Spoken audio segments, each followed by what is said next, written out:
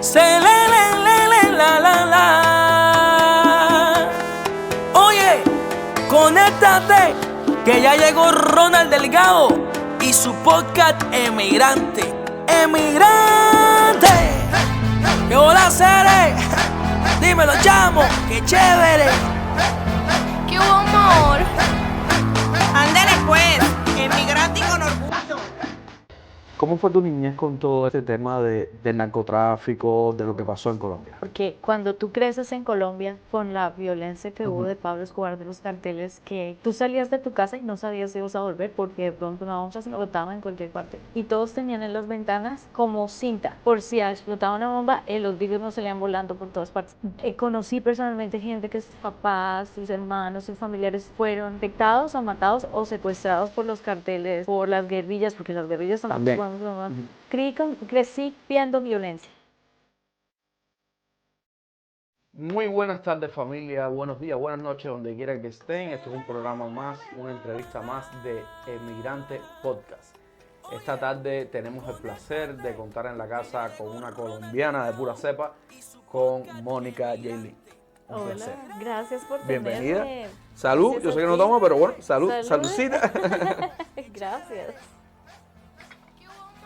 Mónica, bienvenida a Emigrante Podcast. Colombiana de nacimiento. Colombiana de nacimiento en Bogotá, Bogotá, Colombia, capital de... capital de Colombia. ¿Qué tiempo viviste en Bogotá? Viví hasta los 23 años, la mitad de mi vida. La viví en Colombia y luego acá. Después llegué acá a los 23. ¿Directamente a Arizona o estuviste en otro estado? Llegué a California primero, viví allá un año, luego viví en Nueva York por 17 años y luego llegué acá a Arizona hace Pero- 8 años. Wow. Ya hace mucho tiempo. Es algo... Porque nosotros los emigrantes normalmente llegamos y plantamos huevos en un lugar y ya de ahí nos vamos. Y nos seguimos ya. Porque, pues te digo por mí, por ejemplo, yo llegué de Cuba hace 10 años y estoy solamente en Arizona, he estado solamente en Arizona. Me encantaría estar en los planes bajar a Miami, que Miami es como nosotros decimos North Cuba, es la Sí. Cuba con libertad. Es donde más cubanos hay. Correcto. Pero por el momento en Arizona me encanta, me fascina Arizona. Cuéntame un poco más de tu infancia, tus primeros años en Colombia. ¿Cómo fue? Bueno, pues yo crecí en Bogotá, obviamente una ciudad que es súper alta, que es fría todo el tiempo, no tiene el calor que tienes en Cuba, no tenemos playas, nada. Y obviamente soy hija única, no tengo hermanos ni hermanas, crecí en una familia muy unida. Mis tíos, mis tías, mis primos, como siempre en todas las familias latinas, crecí con ellos jugando. Siento la madre de gente, muchas Siempre, personas. y era la prima más, la primera que nació, entonces yo era la prima La más mayor. vieja, la mala, Angélica. Y pues me divertía mucho porque jugábamos con todos mis primos, somos 8, entonces pues todos jugábamos y fue una niñez muy linda. Tuve a mis abuelitos, a mis tíos, a mis primos, estudié en un colegio católico, como muchos hacemos en los países latinos, crecí en un colegio de mujeres, solamente católico. Wow. Imagínate, Es la primera algo- vez que un niño fue cuando salí del Me colegio. imagino. Y fue algo, pues cuando estudias un colegio católico, la enseñanza es totalmente diferente. Totalmente diferente. Y más si es un colegio solamente de niñas. Sí, era solo de niñas con el uniforme, las monjas, el padre. Entonces era un colegio pues súper estricto. Pero sí, estudié toda la vida en ese colegio, me divertí mucho con mis amigas. Tengo buenas memorias. ¿Todavía tienes comunicación todavía con tus amigas de la infancia? Hablo con algunas de ellas, pertenezco a grupos en Facebook que son del colegio. Ya. Si hay alguna del Belemitas que está viendo. Yo tengo un buen amigo, Mau, un saludo para ti y para su esposa. Lo conocí en Dominicana. Ellos son colombianos y viven en Bogotá también. Mau tiene un nombre complicadísimo, no lo voy a decir en cámara, pero tiene un nombre complicado. Oh, sí. Entonces, Bogotá, ¿cómo fue tu niñez con todo? Porque tú y yo casi somos contemporáneos. ¿Cómo fue tu niñez con todo este tema del narcotráfico, de lo que pasó en Colombia? Eso fue terrible, porque cuando tú creces en Colombia con la violencia que hubo de Pablo Escobar, de los carteles, que Tú salías de tu casa y no sabías si ibas a volver porque de pronto una bomba explotaba en cualquier parte. Llegamos a un punto en que los bancos, las librerías públicas, los almacenes, los edificios, todos todos tenían en las ventanas como cinta. Por si explotaba una bomba, los vidrios no salían volando por todas partes. Entonces en los colegios nos ponían cinta. Mi mamá decía, no te quedes mucho tiempo, no te vayas mucho tiempo, no sabemos qué va a pasar.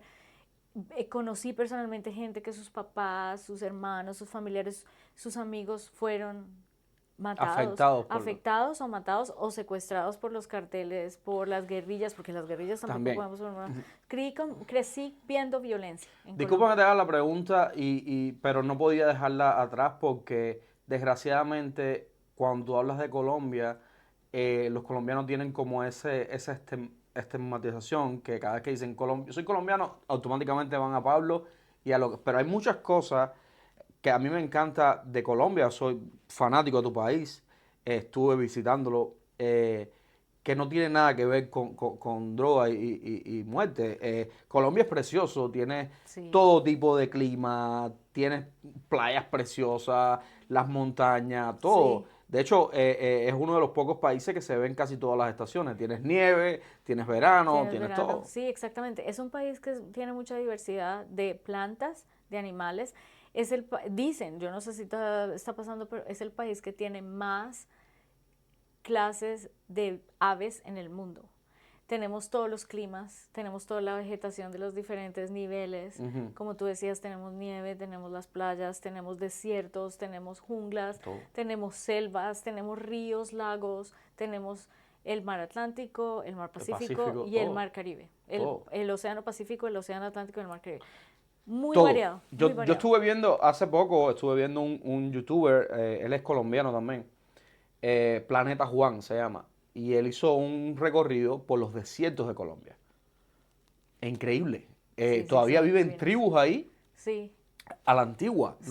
Hay gente hay tribus en Colombia que no hablan el español y que viven en el Amazonas o en los desiertos, que ellos viven muy primitivamente, son como decirle la Amish acá en Estados Unidos, que los Amish no tienen electricidad, a menos de que haya cambiado. Pero sí, en Colombia es verdad, ellos no hablan el idioma, ellos se curan ellos mismos con plantas y viven en sus aldeas, alejados del mundo. Wow. ¿Has regresado a Colombia? Sí, voy cada vez que puedo. La última vez que fui fue en noviembre. Me divertí mucho, vi a mi mamá, a mi familia celebrar mi cumpleaños. Y Colombia tiene mucho que ofrecer. Una pregunta, Mónica, ¿qué se come? ¿Cuál es el plato típico de Bogotá? Te hago la pregunta porque, por ejemplo, en la costa, Cartagena, Santa Marta, es muy de marisco, muy de pescado. Medellín es más la bandeja paisa con todo esto, los quesos, no sé qué. ¿Qué se come en Bogotá? Por ejemplo, el ajiaco es muy común en Bogotá. Es una sopa que viene con el sabor especial que te da es una planta que se llama huascas. Son unas hojas y eso le da el sabor característico a esa sopa. En inglés creo que se llama el soldado algo, se llama esa planta. Y es con pollo, con maíz, con papas blancas y amarillas, tiene cilantro, se le pone crema de leche, se pone a cocinar un poco de tiempo y te lo sirven con arroz. Y es una delicia, una sopa, y le pones el arroz a la sopa. El chocolate santafereño es algo porque Bogotá es Santa Fe de Bogotá. El chocolate santafereño, las almojábanas, esa comida típica del desayuno, el queso dentro del chocolate, pedazos de queso en el chocolate, la guapanela con queso. La guapanela sí he escuchado. Sí, que es como con azúcar del oscuro. Me gustaba mucho también cuando estuve en Colombia, que Colombia y Venezuela tienen el debate de que si es colombiana o si es venezolana. Ahora no recuerdo su nombre. Que viene con queso, que viene con huevo también. Una arepa, las arepas. Hay empanadas en Bogotá, arepas en la calle. Comí los buñuelos. Los buñuelos, la mazorca con mantequilla y sal. Porque los perros calientes. Te hago la pregunta porque normalmente Bogotá es real que es la capital de Colombia. Sí. Pero siempre se ve más Cartagena y Medellín. Sí, siempre se escucha más y la gente Sí. no se imagina que Bogotá es una ciudad muy grande con millones de personas en una altitud de 10.000 metros más o menos, de Sí, el 10.000 problema no es pies. la altitud. Me imagino que las 10.000 personas buscan pies. más lo que Más es el- abajo porque es bien alto, 10.000 pies, está entre las montañas, entonces es frío, pero hay muchos museos, centros comerciales, a la salida de Bogotá hay muchos restaurantes para ir a comer, las montañas verdes. Ay, yo invito a la gente que vaya a Es ver un, es eso. un lugar, tienen que ir. Es Yo, de divino. hecho, me comprometo a ir de nuevo a Tienes que ir Colombia. otra vez Me porque encanta, es me encanta, me encanta, muy bueno. me encanta. Pasas tu niñez en una escuela católica. Cuando terminas la niñez, ¿qué viene? ¿Estudias en una universidad o algo allá? Sí, me gradué, me metí a estudiar a una universidad que se llamaba en ese tiempo el Politécnico Gran Colombiano, una universidad en la punta de la montaña. Era súper lindo y se veía todas las ciudades de abajo y eran como chalets, era parecido, era como una mezcla entre algo español y Ok. querían que se viera como un chalet. Era muy linda, una universidad muy linda y ahí estudié administración de empresas. Me gradué porque en Colombia para graduarte de un grado de la universidad son 5 años, Ujú. como en la mayoría de Sí. países latinos. Y me gradué de la universidad y ahí fue cuando me vine para Estados Unidos. ¿Cómo llegas a Estados Unidos? En la universidad veo un letrero que dice, eso fue como en agosto, septiembre, un letrero que dice, trabaja en Estados Unidos legalmente, aprende inglés y ten una experiencia para tu vida. Algo así decía yo, trabaja legalmente en Estados Unidos, aprende inglés.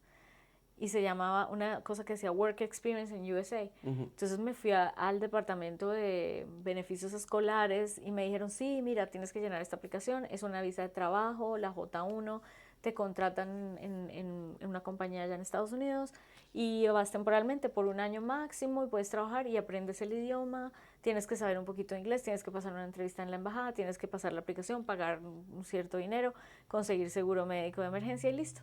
Y yo dije, no, yo quiero aplicar. Y me dieron unas opciones, yo puse las opciones y la que más quería era Lake Tahoe en California. Ok. Entonces yo puse que esa era la que yo más quería y me Lake- dieron el trabajo en Lake Tahoe en North Star Ski Resort. Y yo iba y enseñaba a los niños a esquiar, a los niños pequeñitos. Entonces yo estaba en las montañitas So, bajitas. tú en Bogotá, tú tenías nieve.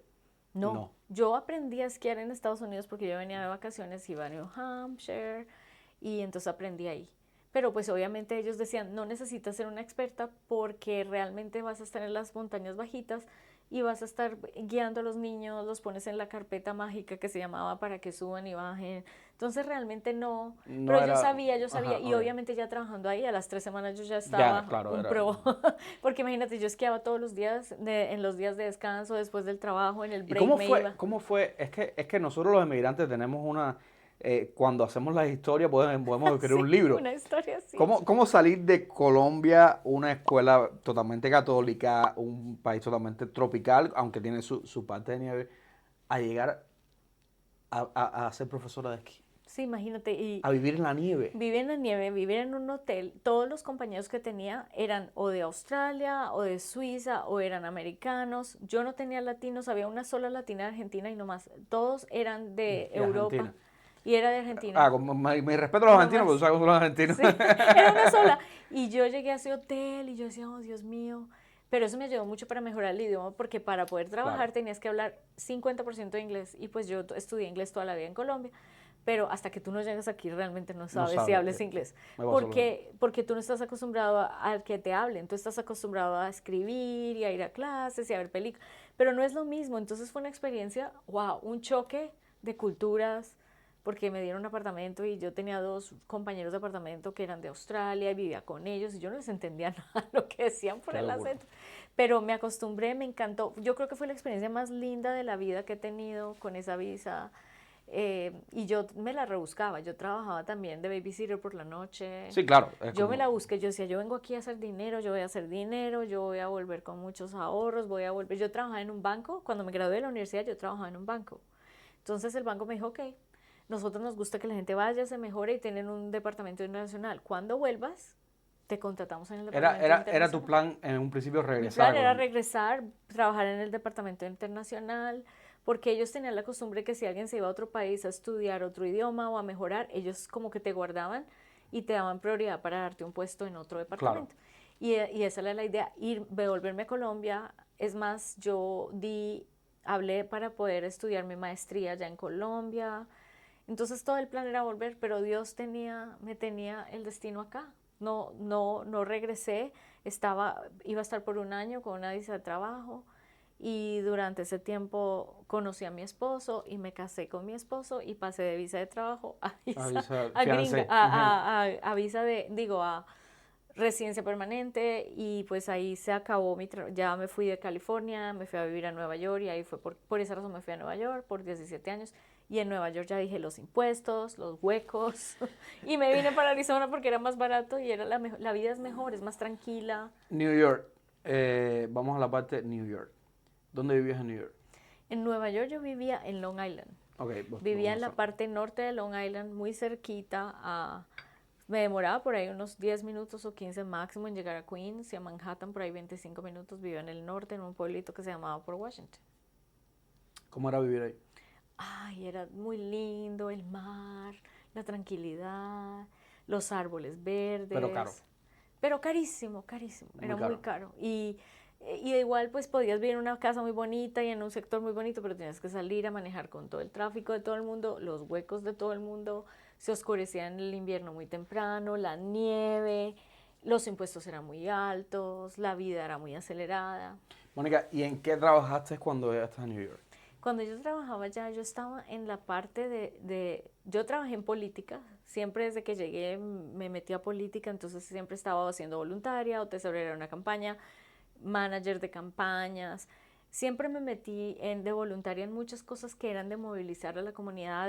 ¿Te gustaba la política desde Me gustaba mucho y por eso me metí, pero al mismo tiempo yo trabajaba con una compañía de seguros y me dieron la oportunidad de ser la directora, como la presidenta del grupo de ellos de Grassroots.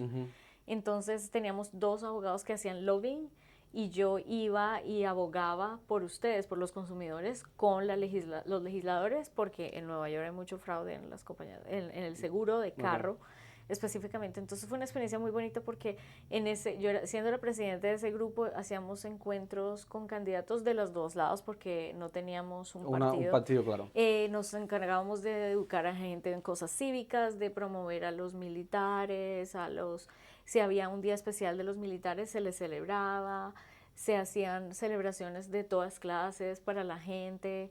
Y sobre todo se les enseñaba legislación y era muy interesante porque era todo lo relacionado con cívica, con tu deber cívico, con quien te representa, hablar con ellos para que las leyes cambien y mejoren a la gente, en las cosas del seguro. ¿Cómo tomó tu familia la decisión de que, Mima, no vuelvo? No vuelvo. Mi mamá casi se muere de la tristeza porque ella contaba con que yo volviera. Porque tú regresaras. Ella contaba con que yo volviera y cuando la llamo, mami, no voy a volver, me voy a quedar acá. Estoy en una relación, sí, pero es que tienes un trabajo pendiente y pagaste un poquito para entrar a la universidad y ahora que no vas a volver a la universidad, no vas a hacer. Entonces, pues fue un choque muy duro para mí, emocionalmente también, porque me asusté un poquito porque dije, ¿será que tomé la decisión correcta? Me voy a vivir a Nueva York, a un sitio completamente diferente de California. Nueva York es completamente No, es que diferente. estás de extremo a extremo. Sí, y mi mamá no la voy a volver a ver no puedo salir hasta que me den el permiso de salir, la residencia, porque tú sabes que no puedes salir y tienes que pedir permiso y tienes que ser solamente en una situación especial.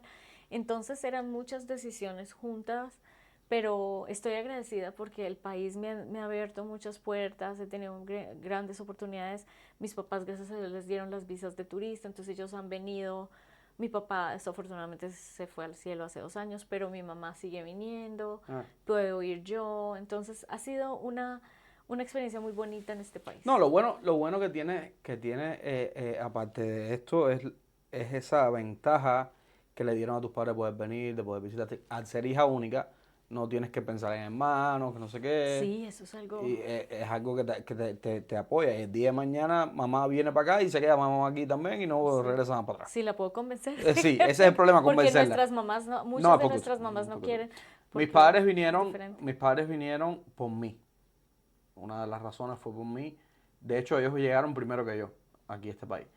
Y el problema es que nuestros países, no tanto Colombia ahora se está viviendo un poquito más complicado con todo este tema político de la persona que tienen en el poder. Pero Cuba no hay futuro para la juventud. No. Por ejemplo, por el momento de Colombia, tú puedes estudiar, tener una carrera y ejercerla en otros países. Sí, te validan Te los validan estudios. los Estados estudios. Unidos En Cuba estudia. no. Muy Ese difícil. es el problema. Y entonces vinieron básicamente por mí y están aquí por mí. Yo digo, y es fuerte, un choque muy, muy fuerte para ellos porque al ser personas mayores, llegar a Arizona, un clima totalmente diferente al que han vivido toda una vida, una sociedad totalmente diferente porque no es lo mismo Florida, como estamos hablando, que es cubano, cubano, cubano, cubano, aquí que es la mayoría son mexicanos o anglosajones que tampoco hablan el español. Y se les hace un poco complicado, pero igual le doy gracias a ellos, a mis hermanos, a todos por haberme dado la oportunidad de estar aquí en este país. Terminas tu tiempo en New York, dices, ya se acabó New York. Me cansé de Nueva York, de los huecos, de los impuestos tan caros, de la manera como te cohíbe el gobierno se mete mucho en tu vida en Nueva York, de todas las cosas de estar acelerado todo el tiempo, de estar en tráfico, de tener Una vida muy... unas leyes tan diferentes, ¿no? Ujú. Y cuando yo empecé a estudiar, yo dije, voy a estudiar a dónde me voy a ir, voy a investigar. Y empecé a pensar, bueno, no me voy a volver a ir a un sitio que tenga nieve otra vez. Ya. Y yo venía de vacaciones Enough. acá. Y casi me voy a Santa Fe, New México. Casi me voy allá porque es bien bonito. Es bien lindo, pero yo dije, pero Santa va a caer Fe, nieve. nada más. Santa Fe, Nada más. nada más. Sí, yo he ido a Pero el Nueva resto México. no. Oh, Y también tiene muchas leyes parecidas a las de Nueva York. Entonces yo dije, me voy a ir a un mismo sitio. Vámonos a Arizona próspero. En ese tiempo era uno de los condados que estaban creciendo más rápido. La economía, el surplus que tenía Arizona, las leyes de Arizona, que la gente no tiene que pagar impuestos en el seguro social cuando se retiran, el buen nivel de vida, el buen clima, porque a pesar de que es muy caliente, sí, es caliente 3 al meses. año y 3 no más, meses. pero no ya, más. pero Ujú. eso te lo aguantas, estás en Sí. la casa. Esto es como el invierno cuando vivías en Nueva York que no salías. En el invierno aquí de junio, julio, agosto es cuando te metes más a la casa. Es una complicación.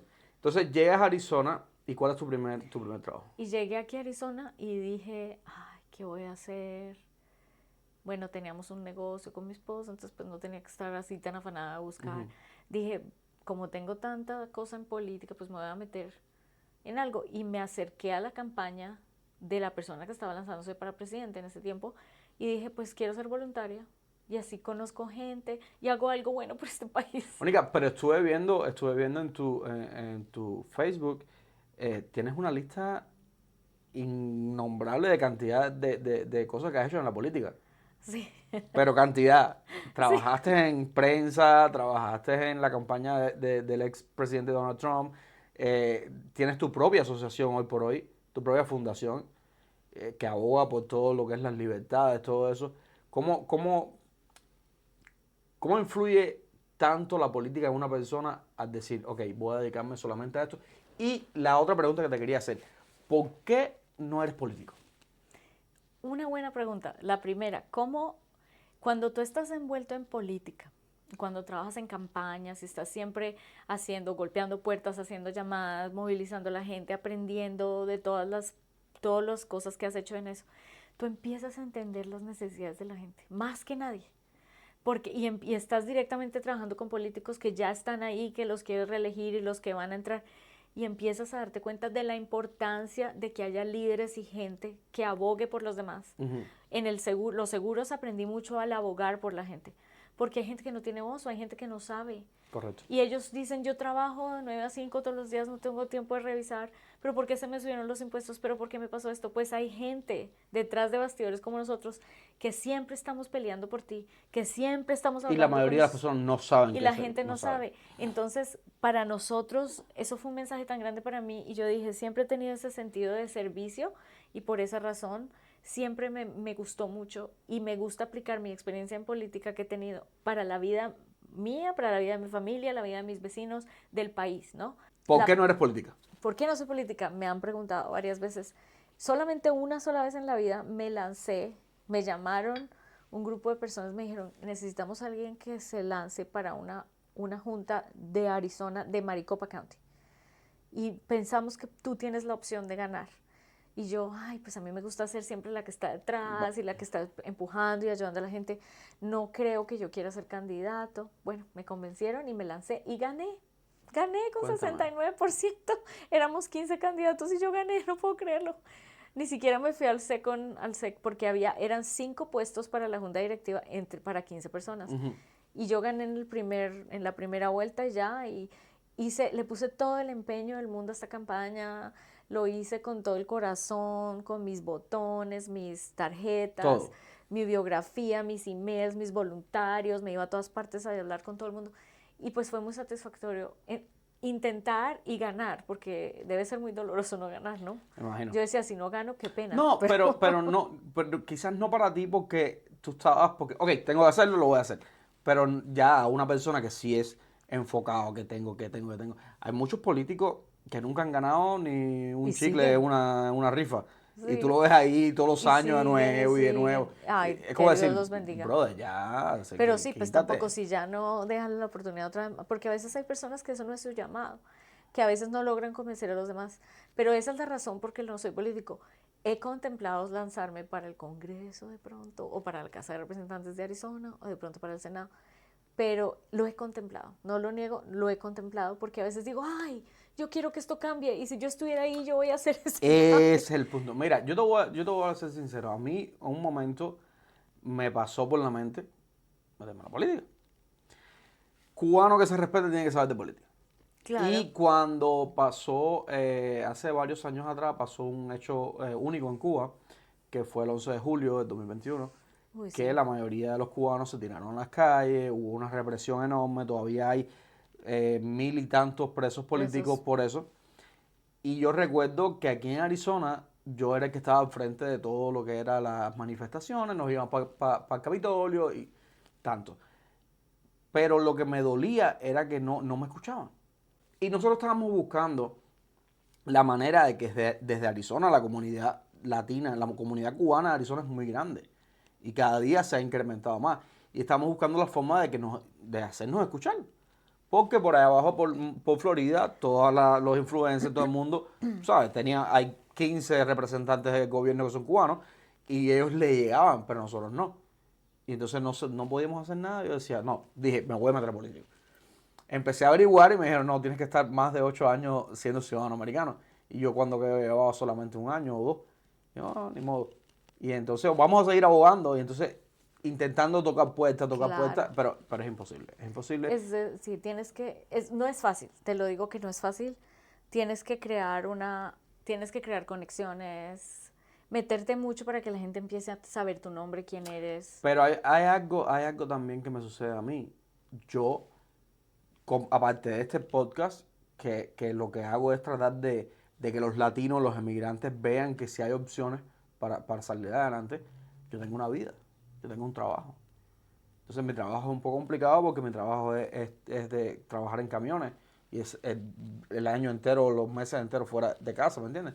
Y es complicado, pero no imposible. Pero no imposible. Yo digo que tú, muchos somos el sueño americano. Yo digo, sí, con persistencia, con honestidad, con Dios es muy importante, con la fe, con una mente positiva, en una mezcla de cosas, las cosas te resultan. Yo soñaba, yo llegué a Arizona y no conocía a una sola persona. Dije, yo tengo que hacer una diferencia, continuar haciendo la diferencia que estaba haciendo en Nueva York, la voy a hacer acá. No me importa que no conozca a nadie, me voy a hacer conocer.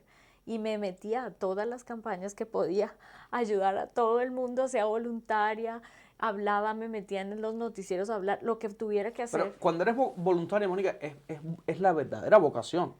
Sí, porque hay gente que no. Yo tengo eso que a mí me encanta servir a los demás. Y yo siempre he tenido mi papá me lo puso desde que era pequeña, me dijo, tú tienes que servir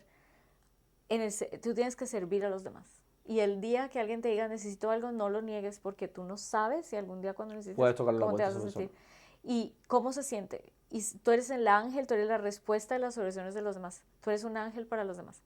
Entonces, ponte en el lugar de ellos. Entonces, yo dediqué mucho tiempo, siempre que desde que estuve en Nueva York, yo me iba al United Way, me iba a las Special Olympics, hacía voluntaria para los veteranos, si has visto en mi biografía. He sido voluntaria de lo que te quieras imaginar. Y poco a poco he ido conociendo a gente, pero eso es lo que me parece que son como líderes, y si logramos meternos y logramos movilizar a los demás, es nuestra responsabilidad guiar y ayudar a todos esos que no tienen voz. Y muchos intentan, como tú lo has hecho, muchos han intentado. Porque lo que pasa, por ejemplo, con Cuba es que yo soy cubano, pero soy ciudadano americano también. Y entonces yo hoy por hoy me toca velar por este país, por la prosperidad, por la seguridad. Y hay cosas que a mí y a muchos amigos míos, mucha comunidad cubana, nos preocupa, que es lo sencillo. ¿Cómo tú tienes un régimen dictatorial a 90 millas de tu costa, que es tu vecino más cercano, quitando a México y quitando a Canadá, y lo tienes ahí por pelota de años? Yo estuve hablando con un muchacho cubano, fue preso político también, hace el podcast pasado. Y yo le dije, yo tengo una teoría conspirativa. Para mí que Cuba es un agente doble. Le espía a los rusos y a los chinos y se lo dice a los americanos. Porque no me cabe en la cabeza cómo después de tantos años, a 90 millas de las costas, todavía siguen ahí. Y nadie hace nada. Y todos los años es lo mismo, voy a hacer, y nadie hace nada. Es algo que es complicado. Y la política es complicada también. Es complicado y va a pasar, lo vemos que está pasando y la gente no entiende las consecuencias. Mira Colombia, con el presidente que tenemos ahora, es un presidente que tiene tendencias comunistas, es un presidente que participó en actos terroristas. Reales. Los pueblos, no es muy Mira lejos. Venezuela. México. México, mira lo que está pasando. Más de 40 candidatos políticos los han matado en este ciclo de elecciones. Mira Ecuador cómo ha cambiado, mira Chile cómo ha cambiado. Entonces, todos estos países que van cambiando poco a poco y la gente debe abrir esos ojos. Por eso es que cuando tú vienes de Cuba para Estados Unidos, vienes de Colombia, o vienes de esos países, sobre todo los regímenes. Pero desgraciadamente, Mónica, hay algo que muchas personas no quieren ver. El cáncer principal, la cabeza de todo ese mal está en Cuba. Claro. Porque desde La Habana es de donde han salido todas esas ideologías al resto de América Latina. Tú te pones cuando salió ahora la presidenta de México, perdón, el primero que salió a felicitarla fue el dictador cubano. ¿Entiendes? Y son cosas complicadas, pero bueno, esperemos que sigan existiendo personas como nosotros que estemos de frente a la realidad y que le abran los ojos a los demás. Hay un humorista, no sé si lo has escuchado, Joe Harris, él es venezolano. Me encanta porque Joe Harris dice, chico, y mira que los cubanos nos lo dijeron, oye, por ahí no es, no va a pasar nada. Mira cómo estamos ahora, se lo dijimos a Colombia y no nos quieren hacer caso. Y es mira real, cómo votaron. Ese presidente engañó técnicamente, y la juventud es, como se dice en inglés, el target. Porque la juventud es muy impresionable, y si empiezas a enseñarle a un niño desde los 3, 4 años, para el momento que ya tienen 18 años, ya están completamente cambiada su mentalidad. Adoctrinado. Mónica, mira, en Cuba pasó algo cuando Castro tomó el poder. Castro llevó una campaña de alfabetización a los pueblos que no tenían conocimiento de escuela y nada. Pero, ¿qué es lo que pasa? Él te enseña a leer y a escribir, pero tú tienes que leer lo que él quiere que tú leas. ¿Me entiendes? Ok, ya tú sabes leer, pero vas a leer que el comunismo es bueno, que Castro es el héroe, y no puedes leer otra cosa porque ahí vas a estar en problemas. Entonces, es verdad, él los enseñó, pero al final los enseñó a su manera. Y es una maquinaria perfecta. Yo estaba hablando hace poco que, por ejemplo, nosotros los youtubers o los influencers que tenemos ¿cómo decirte? Una palabra más de derecha, nos hacen mucho fuego. ¿Sabes? No tenemos las visualizaciones que puede tener un youtuber de izquierda. Y eso se basa en que la maquinaria de esa gente es perfecta para eso. Esa gente le echa un dinero a lo que es toda la izquierda, la propaganda, y es complicado, pero hay que hacer la pelea. Nunca nos debemos vencer, porque la esperanza es lo último que se pierde, y es preferible decir, yo traté A, B, C y D y no traté nada, y me pregunto, si yo hubiera hecho esto, las cosas hubieran cambiado. Tenemos que, eventualmente la gente abre sus ojos, esperemos que no sea muy tarde cuando lo abren, pero... A mí hay una frase que me gusta mucho que dice, que es decir, no quería decir te lo dije, pero te lo dije.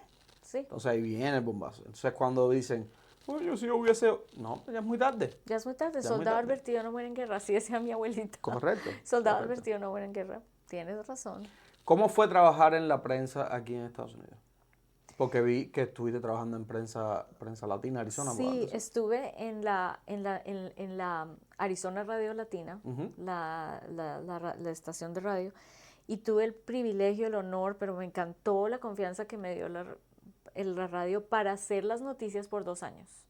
Entonces, eras anchor de noticias. yo producía y daba las noticias, cápsulas todas las semanas. Siempre que tenía las cápsulas por 2 años, era yo.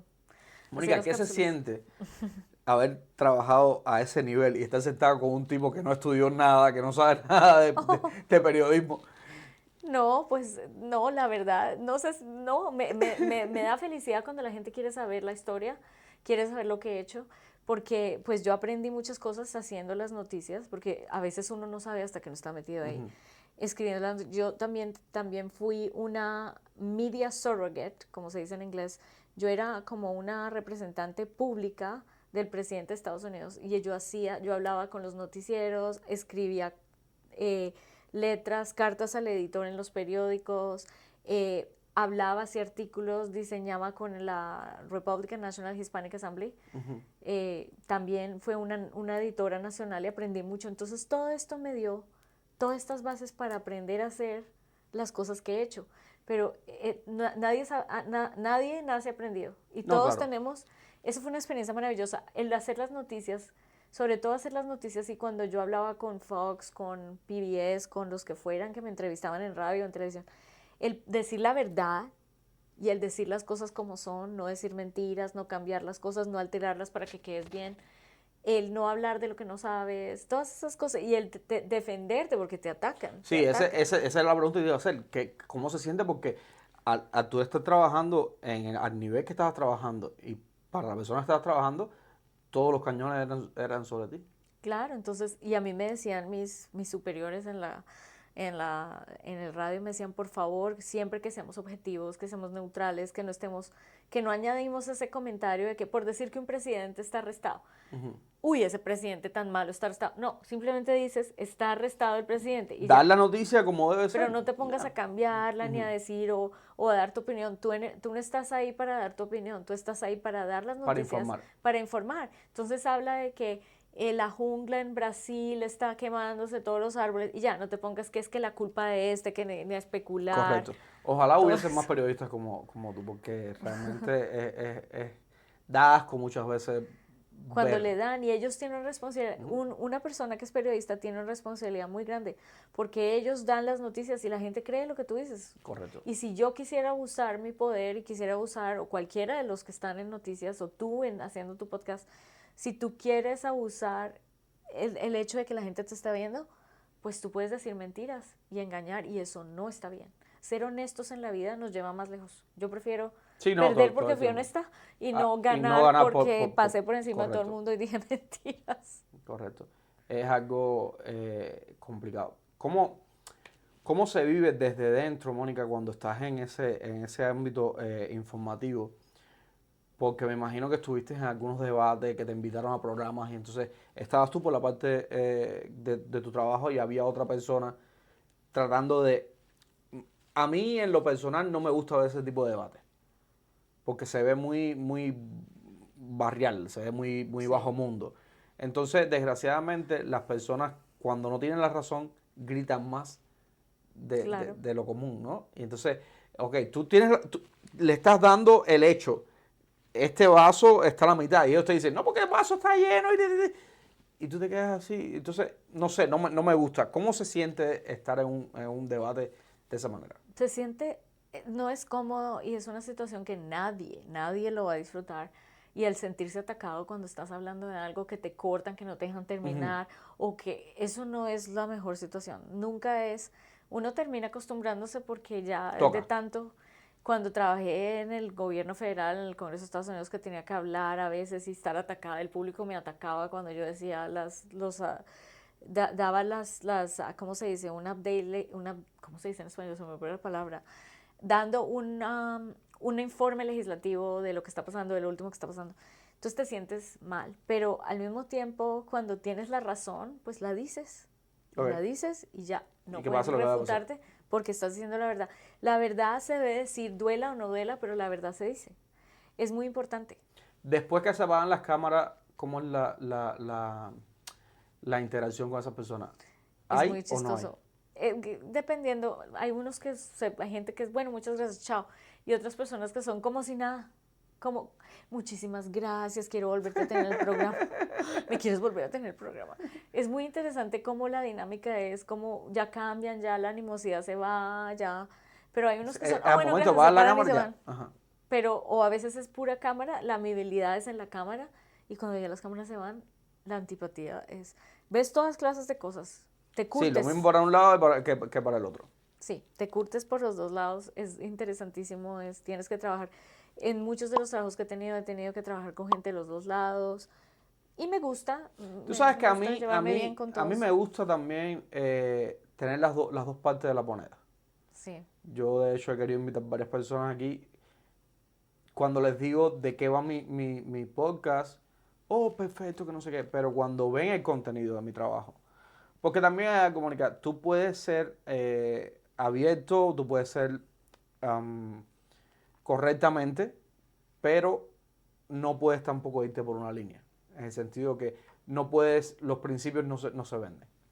Entonces yo te puedo entrevistar a ti si tú tienes una idea totalmente diferente a la mía, pero yo no puedo ser amigo tuyo.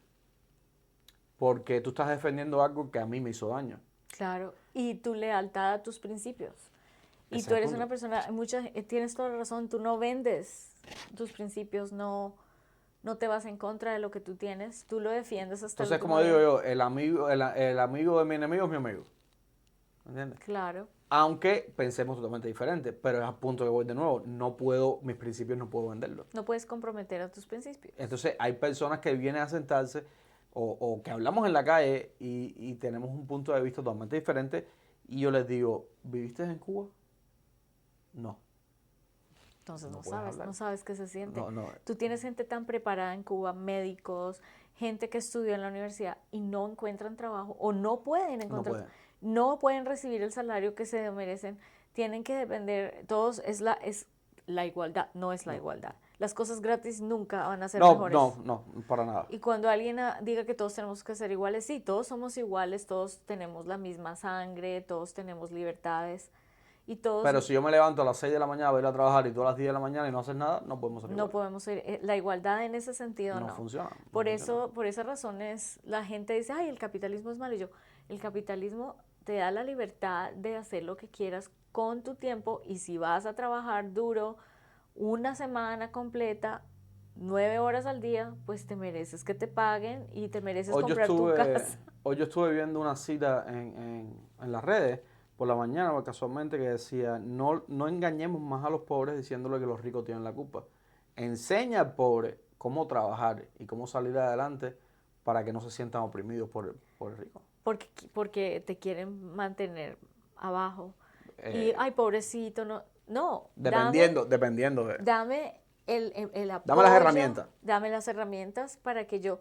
Y me da risa porque son los mismos ricos que dicen que los ricos son malos, pero ellos son ricos y la gente ve como, bueno, pues el que tiene mucho dinero a veces fue que se lo ganó la lotería o que el heredó de los papás o que trabajó duro y por eso tiene lo que tiene.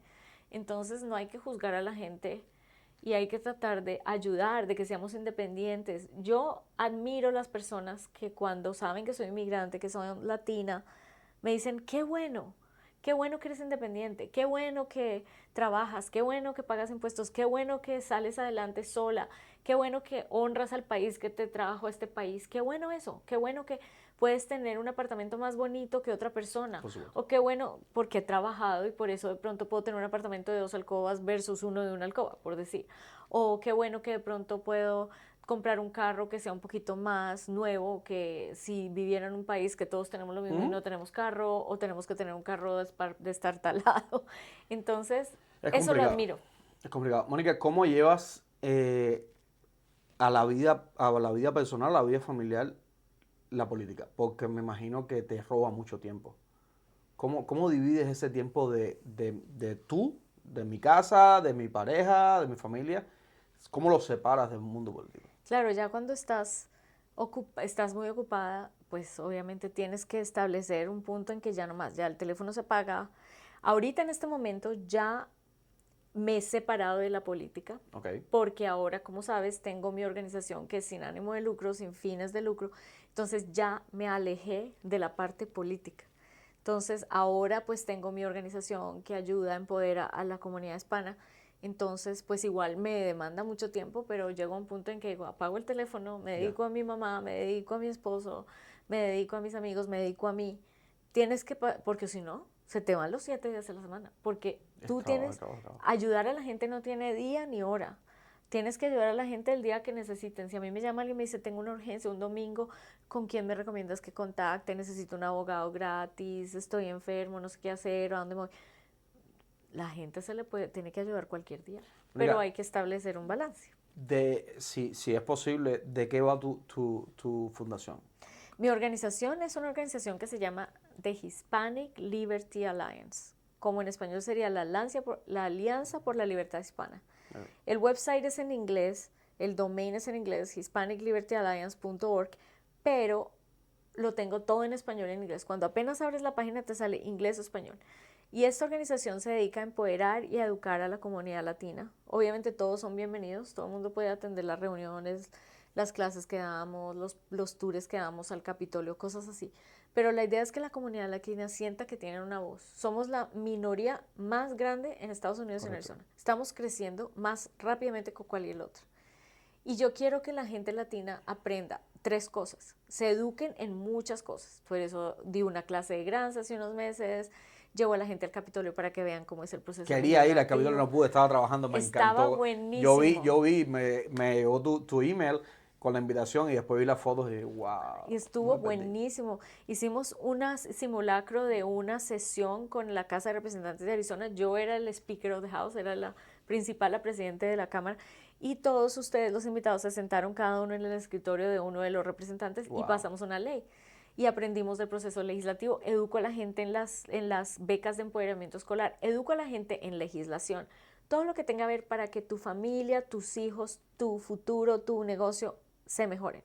Esa es una cosa. La otra cosa es que me gusta incentivar el crecimiento económico. ¿Cómo lo hago? Hago una reunión, tú estuviste en una reunión en la que se reúnen gente y intercambian tarjetas, llevo a una persona para que hable de algo que los inspire. En este caso tuvimos al presidente de Mattel, de los parques nacionales de Mattel, que muy inspirador, ¿no? Sí, súper. Porque uno dice, yo puedo ser el sueño americano también, puedo hacer muchas cosas. Y el querer desarrollar una corporación, que te vayas de pequeña hasta grande. Y la tercera parte es la educación cívica, el deber cívico. ¿Cuánta gente no sabe el himno nacional de Estados Unidos? Muchísimo. ¿Cuánta gente no sabe Pero no solo los hispanos, los mismos americanos. Los mismos. ¿Cuánta gente ni siquiera votan, no están registrados para votar y no saben la importancia? Porque la gente dice, hay un voto más. A veces hay pueblos o ciudades en el que el alcalde ganó por 1 o 2 votos. No solo eso, es que muchas personas también, yo he visto con el pasar de los años, que las personas piensan que el voto que importa es el voto de la elección de presidente. Y no, es mucho más importante el local. Porque el local es el que va a abogar por ti. Las leyes que te van a afectar son las que hacen los locales. El presidente te puede hacer una ley que te afecte, pero el local es el que te va a subir los taxes de la propiedad, el que te va a subir el dinero que tienes que pagar para cualquier obra social. Y ese es el que tú tienes que preocuparte. Por eso yo le exhorto a los seguidores que puedan votar en este país. No se vayan por lo que yo digo ni por lo que dice Mónica. Váyanse por su propia pensamiento, pero chequeen bien. Miren quién lo hace mejor, miren cómo lo hacen. Busquen, porque al final del día es a ustedes a lo que les va a afectar. Exactamente, enterarse quién es el candidato y quién es el que ya está ahí. Y que el que ya está ahí, por decir el concejal de tu pueblo o el alcalde de tu ciudad, de tu pueblo, ¿qué ha hecho este alcalde?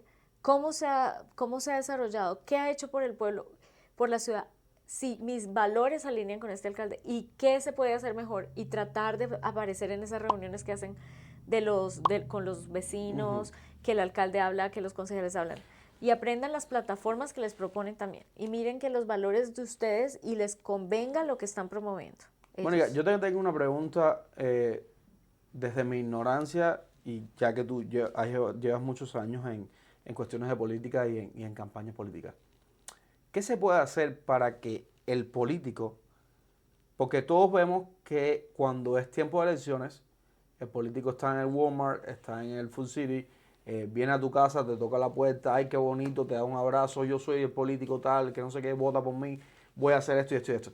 Cuando pasan las elecciones no vuelves a ver ese político hasta la nueva fecha de reelección o de elección de nuevo. ¿Qué se puede hacer para que tengamos más comunicación porque igual, llama a la oficina, no te empalas con políticos nunca.